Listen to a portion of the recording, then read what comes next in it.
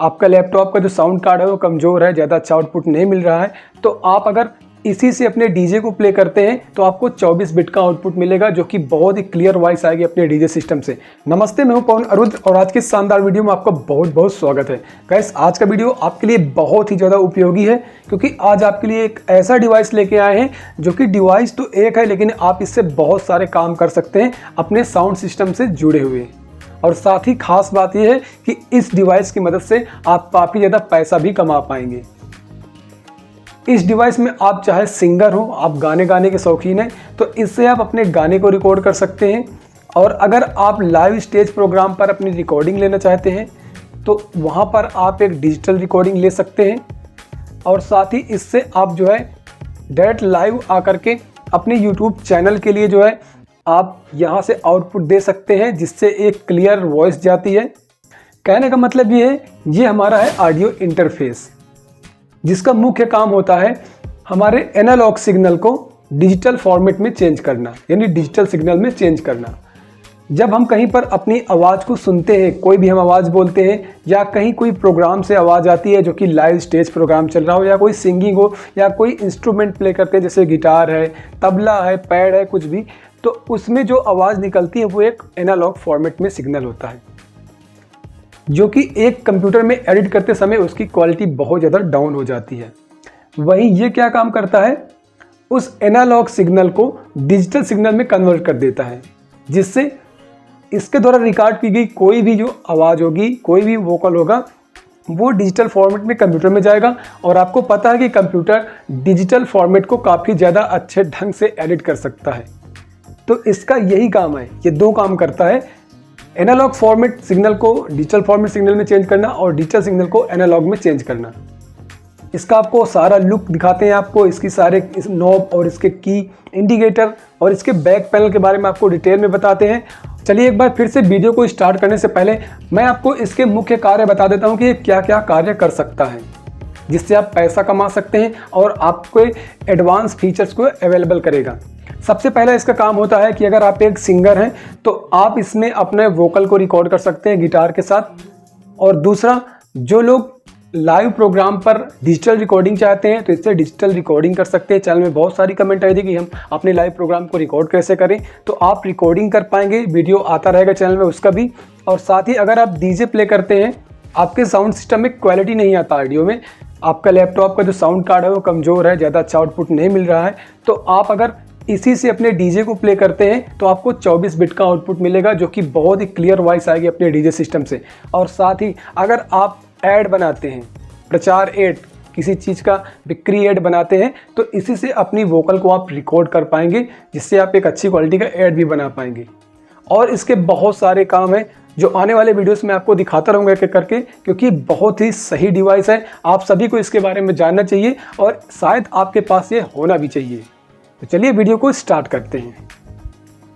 तो अपने इस ऑडियो इंटरफेस का जो बॉक्स है कुछ इस प्रकार से आपको देखने को मिलता है। यहाँ पर ऑडियो की ब्रांडिंग, साथ ही यहाँ पर AI04 इसका मॉडल नंबर। इसी मॉडल नंबर पर दो इंटरफेस आते हैं जो कि अलग अलग रंग में आते हैं, एक रेड और ब्लैक और एक प्योर ब्लैक में आता है। और फ्रंट में आपको एक बहुत ही ज़रूरी चीज़ यहाँ पर दिख रही है, जो कि है 1 ईयर वारंटी। इस QR कोड से आप अपनी वारंटी को रजिस्टर्ड करवा सकते हैं। और यहाँ पर आपको इस साइड देखने को मिलता है, ये स्मार्टफोन में भी चल जाएगा और कंप्यूटर में भी चल जाएगा। हेडफोन आउट देखने को मिलता है, full tuning function, high speed USB 2.0। तो चलिए इसे हम अनबॉक्स करते हैं। बॉक्स को खोलते ही सबसे पहले आपको यहाँ पर देखने को मिलता है वारंटी एक्टिवेशन एक कार्ड। यहाँ पर आपको वही बार कोड देखने को मिलता है, यानी QR कोड देखने को मिलता है। तो इससे आप अपनी वारंटी को जो है एक्टिवेट करा लेंगे। और उसके बाद आपको इसमें एक ऑडियो इंटरफेस कॉन्फ़िगरेशन देखने को मिलता है, जिसमें इसे विंडो से कैसे कनेक्ट करना है, यानी अपने कंप्यूटर से कैसे कनेक्ट करना है। साथ ही अगर आपके पास मैकबुक है, मैकबुक से कैसे इसे कनेक्ट करना है। और यहाँ पर डॉ के बारे में बताया कि डॉ क्या होता है, जिससे इसे कनेक्ट करना होता है, और डॉ को कैसे आप ले सकते हैं विंडो या फिर लाइनक्स के लिए, वो यहाँ पर दिखाया गया है। साथ ही यहाँ पर बहुत ही एक अच्छी चीज़ दिखाई गई है, अगर आप किसी प्रकार की प्रॉब्लम पाते हैं इसे कनेक्ट करने में, यानी कि आप अपने इस इंटरफेस को कनेक्ट नहीं कर पा रहे हैं अपने फ़ोन से या फिर अपने कंप्यूटर से किसी डॉक के साथ, तो आप इन नंबर्स पर जो है कॉल करके पता कर सकते हैं कि इसे कैसे कनेक्ट करना होगा। साथ ही आपको यहाँ पर ईमेल भी दिखाया गया है, इस पर भी आप सपोर्ट ले सकते हैं। और उसके बाद जो दूसरा यहाँ पर एक पेपर देखने को मिलता है, यहाँ पर आपको देखने को मिलता है इसका instruction manual audio interface AI04। इस पर आपको ऑडियो इंटरफेस के सारे पार्ट्स के बारे में डिटेल में बताया गया है। तो अगर आप इस इंटरफेस को लेते हैं तो आप इसे अच्छे से देख लीजिए, समझ लीजिए कि इसमें कौन सा पार्ट क्या काम करता है, तब आप इस इंटरफेस को बहुत ही अच्छे तरीके से चला पाएंगे। अब यहाँ पर आप देख सकते हैं, यहाँ पर हमारा ऑडियो इंटरफेस कुछ इस प्रकार से देखने को मिलता है। Type-C to USB यहाँ पर आपको देखने को मिलता है। इसी के साथ एक OTG देखने को मिलता है। इससे अपना जो है फ़ोन के साथ इसे कनेक्ट कर पाएंगे। इस केबल से अपने इंटरफेस को कंप्यूटर के साथ कनेक्ट करते हैं। फाइनली यहाँ पर आपको देखने को मिलता है हमारा ऑडियो इंटरफेस, जो कि कुछ इस प्रकार से आपको देखने को मिलता है।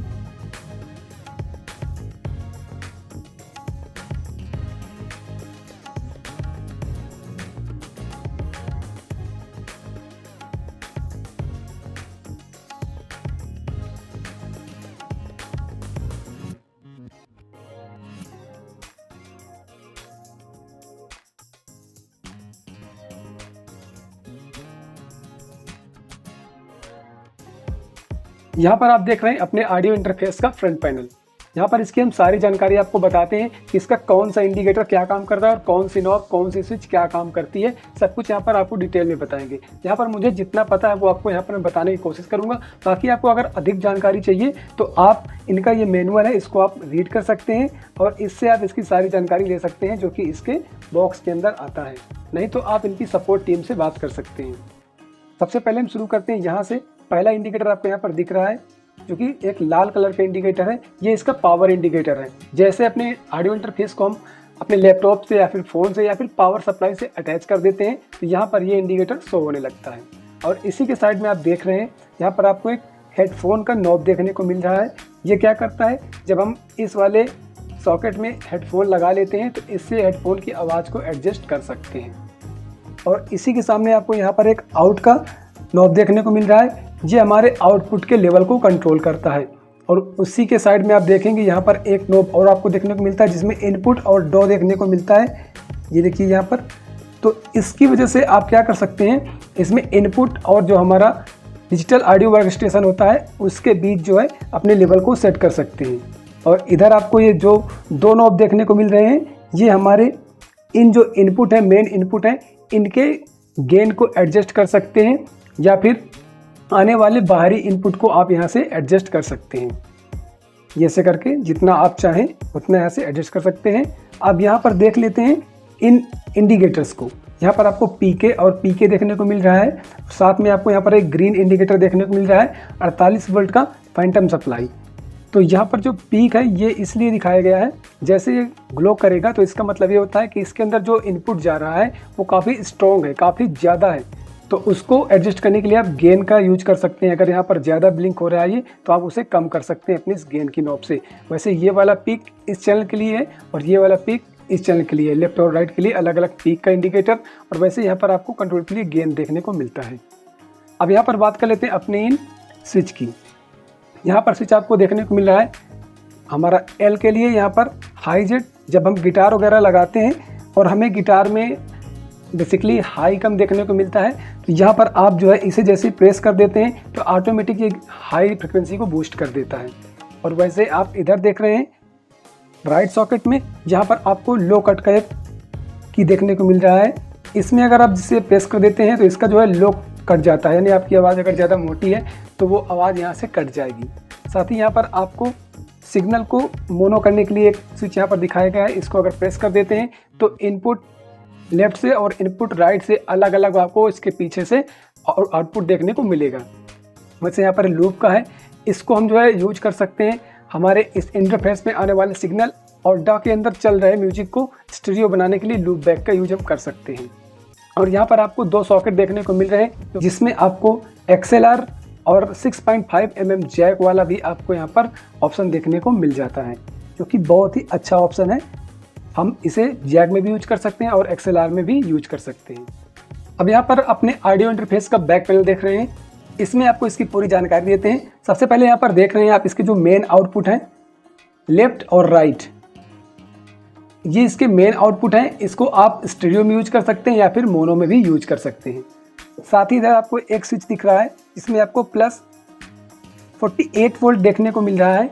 ये फैंटम सप्लाई के लिए होता है। अगर आप एक नॉर्मल माइक यूज कर रहे हैं जो कि डायनामाइक होता है, उसमें आप इसकी सप्लाई को ऑफ रखेंगे। अगर आप एक कंडेंसर माइक्रोफोन यूज कर रहे हैं जिसमें ज़रूरत पड़ती है 48 वोल्ट की फैंटम पावर सप्लाई, तो इसके अंदर ही आपको ऑन करने पर इसका फैंटम पावर जो है चालू हो जाता है। तो आपको अलग से फैंटम सप्लाई लगाने की कोई ज़रूरत नहीं पड़ती है।